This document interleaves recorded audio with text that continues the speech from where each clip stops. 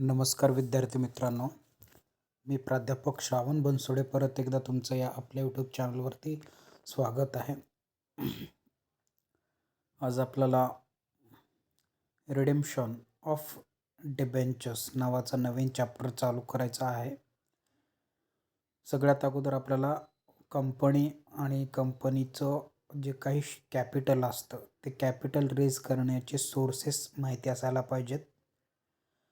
कोणतीही कंपनी दोन मार्गानं त्यांचं कॅपिटल रेज करत असते. एक पहिला सोर्स असतो ओन्स कॅपिटल आणि दुसरा असतो बॉरोड कॅपिटल. ओन्स कॅपिटल म्हणजे कंपनी स्वतः शेअर विकत असते. शेअर विकून त्या ठिकाणी जे शेअर्सद्वारे पैसा रेज करत असते त्याला शेअर कॅपिटल असं म्हणायचं आहे. आणि बॉरोड कॅपिटल म्हणजे काय, तर कंपनी अगदी शेअर्स प्रमाणेच बट बॉरोड कॅपिटल कधी ना कधी फ्युचरमध्ये त्याचं रिपेमेंट जे आहे, रिडम्पशन जे आहे ते करावं लागतं. असं कॅपिटल बॉरोड कॅपिटलवरती त्या ठिकाणी इंटरेस्ट पे केलं जातं. मग बॉरोड कॅपिटलमध्ये जो सगळ्यात मोठा आणि महत्त्वाचा रोल प्ले करणारा असा जो एक आपल्याला हे म्हणता येईल, सोर्स म्हणता येईल, मार्ग म्हणता येईल, तो म्हणजे डिबेंचर्स आहे. डिबेंचर्स याला मराठीमध्ये कर्जरोखा म्हणतात आणि याद्वारे कंपनी मोठ्या प्रमाणामध्ये त्यांची जी शेअर कॅपिटलची गरज आहे ती गरज या डिबेंचर्स इश्यू करून पूर्ण करत असते. डिबेंचर्स दुसरं तिसरं काही नाही, एक सर्टिफिकेट असतं, त्यावरती कंपनीचं नाव, जो व्यक्ती ते डिबेंचर्स परचेस केलेला आहे त्या परचेस करणाऱ्याचं नाव आणि रेट ऑफ जो काही रेट आहे त्या ठिकाणी लिहिला जातो त्याच्यावरती इंटरेस्टचा rate. It is just like काय म्हणता येईल आपल्याला, एक सर्टिफिकेटसारखं असणारं हे डॉक्युमेंट म्हणजे डिबेंचर्स होय. तर हे झालं डिबेंचर्स.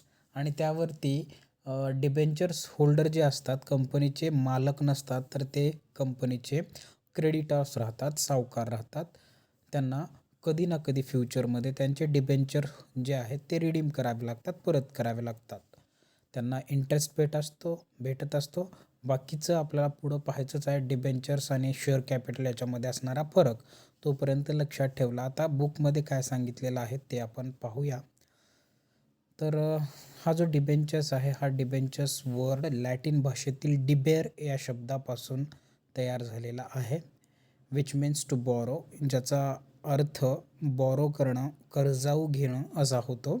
लक्षात ठेवा, as it is for your MCQच्या दृष्टिकोनातून येणारच 100%. डिबेर शब्द कोणत्या भाषेपासून तयार झाला, तर लॅटिन भाषेपासून.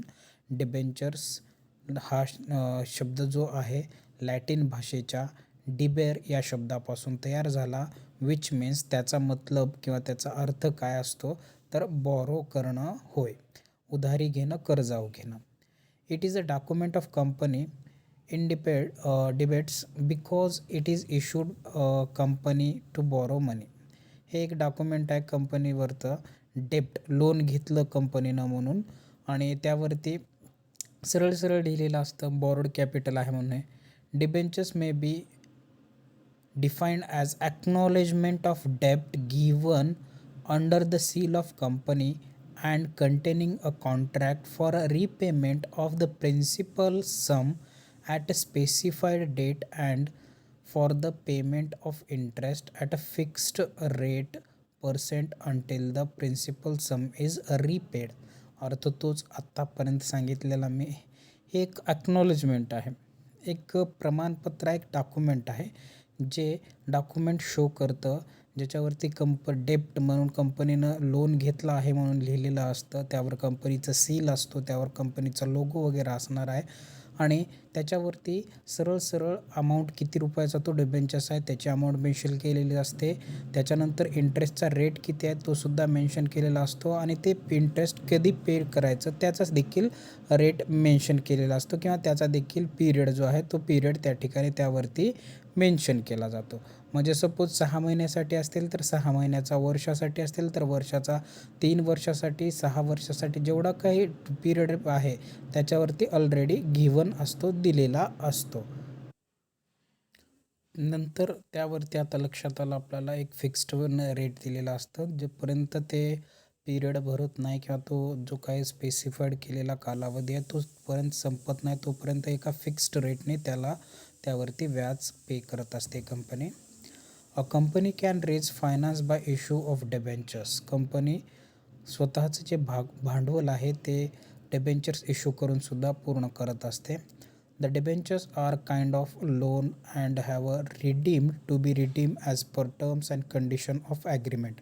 डिबेंचर्स हे एक लोनचा प्रकार आहे आणि ते फ्युचरमध्ये कधी ना कधी रिपेमेंट किंवा रिडीम केलं जातं, ज्यामध्ये त्याच्या कंडिशन आणि टर्म्स सांगितले आहेत त्याप्रमाणे. A company can issue debentures only within term of borrowing power set out memorandum or article of association. Company debentures issue करत असते कंपनीच्या जे काय आर्टिकल ऑफ असोसिएशन असेल किंवा मेमोरंडम ऑफ असोसिएशन असेल त्याच्यामध्ये मेन्शन केलेल्या टर्म्स आणि कंडिशनप्रमाणे. The usual form of borrowing is issuing debenture which are bond given under the seal of company as a security for the loan. Next, debenture is the most common form of loan of capital of the company. सगळ्यात मुख्य महत्त्वाचा main common जनरलमध्ये use केला जाणारा capital raise करण्यासाठीचा कंपनीचा मार्ग म्हणजे तो आहे debentures.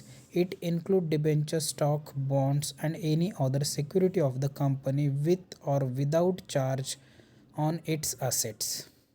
A debenture is a written acknowledgement of a debt by a company. लक्षात ठेवा, डिबेंचर्स काय रिटर्न ॲक्नॉलेजमेंट आहे, रिटर्न डॉक्युमेंट आहे, usually under the seal and general containing provision as to payment interest and repayment of principal amount. फ्युचरमध्ये किती amount paid करायची आहे, rate of interest काय आहे, या सगळ्या गोष्टी त्यावरती मेन्शन असतात.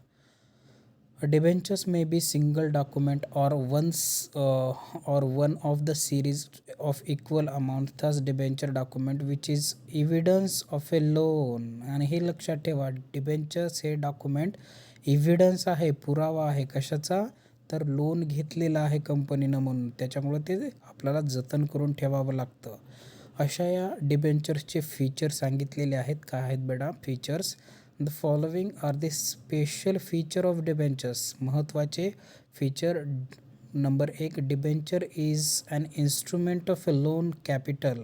डिबेंचर काय आहे? एक इन्स्ट्रुमेंट आहे, एक मार्ग आहे, एक वे आहे ज्याद्वारे कंपनी कर्जाऊ भांडवल जे घेत असते त्याच्यामध्ये जे कर्जाऊ घेणार आहे, जे बॉरोड कॅपिटल आहे, त्याच्यामध्ये कॉमन यूज होणारा, कॉमनमध्ये यूज असणारं डॉक्युमेंट म्हणजे ते आहे डिबेंचर. शेअर कॅपिटलमुळं काय झालं, लोन आपल्याला थोडंसं भागभांडवल कमी पडलं म्हणून कंपनी काय करते, लागलीच डिबेंचर्स इश्यू करत असते आणि डिबेंचर इश्यू करून कंपनी त्यांची जी काय गरज आहे कॅपिटलची ती पूर्ण करत असते. सो डिबेंचर काय आहे? एक इन्स्ट्रुमेंट आहे लोन कॅपिटल घेण्याचं, लोनद्वारे कॅपिटल कलेक्ट करण्यासाठीचं असणारं डॉक्युमेंट. नेक्स्ट आहे debenture holder is a creditor of the company. डिबेंचरच हे काय आहे? कर्जाऊ घेतलेलं भांडवल आहे, म्हणजे काय, बॉरोड कॅपिटल आहे. मग जे डिबेंचर होल्डर आहेत म्हणजे डिबेंचर विकत घेणारे लोक आहेत, ते काय मालक राहणार आहेत का? मग नाही, तर ते ॲटोमॅटिकली काय होतात, कर्जाऊ भांडवल घेतले त्यांनी, कर्जाऊ दिलेले आहे कंपनीला म्हणून ते काय होतात, क्रेडिटार्स तयार होतात. सो जे डिबेंचर होल्डर असतात ते डिबेंचर होल्डर कंपनीचे क्रेडिटार असतात. Debenture carry a fixed rate of interest. आताच वर्ड आपण ज्या वेगवेगळ्या डेफिनेशन पाहिल्या आहेत त्याच्यामध्ये क्लिअरली सांगितलेलं आहे किंवा त्याच्यावर किंबहुना मेन्शनच असतं, डिबेंचर होल्डर किंवा डिबेंचर सर्टिफिकेटवरती कंपनीचं सील, कंपनीचा लोगो, नेम आणि त्यानंतर त्याचा कालावधी, किती कालावधीपर्यंत हे डिबेंचर रिडीम करायचं आहे. आणि महत्त्वाचं म्हणजे त्यावरती असतो इंटरेस्टचा रेट. एका फिक्स्ड रेटने कंपनीला प्रॉफिट होईल किंवा लॉस होईल, काहीही झालं तरी डिबेंचर होल्डरची अमाऊंट किंवा डिबेंचर होल्डरचं इंटरेस्ट त्यांना सर्टन कालावधीमध्ये 6 महिन्याला असेल किंवा वर्षाला असेल, जो ठरलेला आहे त्यांच्या टर्म्स अँड कंडिशनप्रमाणे त्यावरती व्याज इंटरेस्ट एका फिक्स्ड रेटनं पे करावंच लागत असतं. नेक्स्ट आहे debentures are redeemable after certain period. आपण डेफिनेशनमध्ये त्याच्या व्याख्येमध्येच पाहत आहोत. त्यावरती सरळ लिहिलेलं असतं it is a borrowed capital. त्याच्यानंतर त्याचा कालावधी कधीपासून कधीपर्यंत लिमिटेड आहे. 1 वर्षाचा आहे, 10 वर्षाचा आहे, 3 वर्षाचा आहे. म्हणजे डिबेंचर्स जे आहेत, डिबेंचर होल्डर जे आहेत त्यांना पैसे कधी ना कधी एका सर्टन पिरियडनंतर निश्चित कंपनीच्या टर्म्स अँड कंडिशनमध्ये जे काय मेन्शन केलेलं आहे त्यानुसार एका 3 वर्षासाठी असेल, 5 वर्षासाठी असेल, कधी ना कधी ते डिबेंचरचे पैसे परत केले जातात. ओके, चला तर वरील फीचरवरून डेफिनेशनवरून डिबेंचरच्या बाबतीमध्ये तुम्हाला लक्षात आलंच असेल. आता पाहूया बेटा आपण डिबेंचर्स आणि शेअर याच्यामध्ये असणारा डिफरन्स. डिबेंचर्स आत्ताच सांगितलं आपल्याला, debenture do not form a part of company's capital and holder of debenture is not a member of company. Through debenture holder of a public company have the same right as a member to demand a copy of last balance sheet, auditor report, etc. Debenture holder मालक राहणार आहेत का? नाही. Debenture holder कोण आहेत? Debenture holder आहेत सावकार.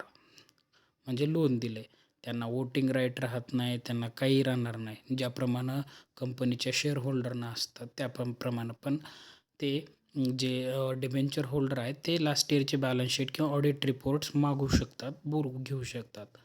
Share holder shares in profit getting a dividend.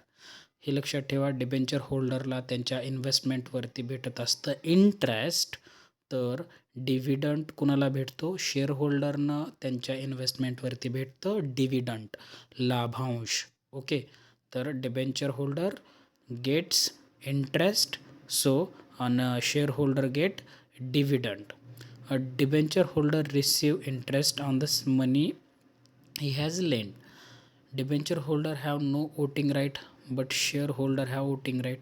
हे महत्त्वाचं आहे. डिबेंचर होल्डरला एकही मतदानाचा अधिकार राहत नाही कंपनीच्या सर्वसाधारण सभेमध्ये म्हणा, कंपनीच्या ॲन्युअल जनरल मीटिंगमध्ये म्हणा, कुठंच त्या डिबेंचर होल्डरला वोटिंग करण्याचा, मतदानाचा अधिकार राहत नाही.